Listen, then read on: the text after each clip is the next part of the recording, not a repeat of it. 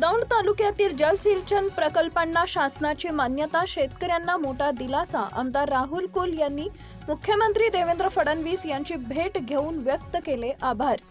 दौंड तालुक्यातील शेतकऱ्यांसाठी अत्यंत महत्त्वाच्या असलेल्या जलसिंचन प्रकल्पांना शासनानं नुकतीच मान्यता दिली आहे. या मान्यतेमुळे भागातील शेतकऱ्यांना मोठा दिलासा मिळाला असून सिंचन सुविधांमध्ये लक्षणीय सुधारणा होणार आहे.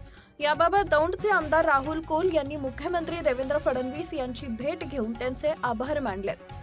जणाई शिरसाई उपसा सिंचन योजनेच्या कालव्यांना बंदिस्त नलिका वितरण प्रणालीमध्ये रूपांतरण करण्याचं काम तसेच त्याचे अस्तरीकरण करण्यासाठी सुमारे 429 कोटी 86 लाख रुपये किमतीच्या निविदा प्रक्रियेला पूर्ण मान्यता मिळाली आहे.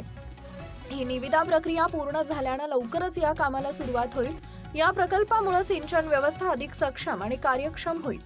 तसेच शेतकऱ्यांना पाणीपुरवठा अधिक विश्वासार्ह होऊन पाण्याची बचत होईल. याशिवाय पुरंदर उपसा सिंचन योजनेअंतर्गत कुपटेवाडी भुलेश्वर फाटा तालुका दौंड येथील वितरिकेच्या बाजूला वंचित भागातील सिंचनासाठी नवीन पाईपलाईन उभारण्याचा प्रस्ताव तत्वतः मान्य करण्यात आला आहे. या कामामुळे या भागातील शेतकऱ्यांना मुबलक पाणी उपलब्ध होईल, ज्यामुळे कृषी उत्पादनात वाढ होऊन स्थानिक अर्थव्यवस्थेला चालना मिळेल. हे दोन्ही प्रकल्प दौंड तालुक्यातील शेतकरी, कृषी क्षेत्र आणि नागरिकांसाठी मोठा बलवर्धक ठरणार आहे. आधुनिक तंत्रज्ञानाच्या मदतीने सिंचन व्यवस्था सुधारल्यानं जलव्यवस्थापनातील समस्या कमी होतील आणि शेतीला मजबूती मिळेल.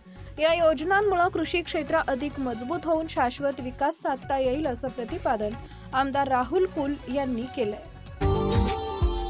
Subscribe now and press the bell icon. Never miss an update.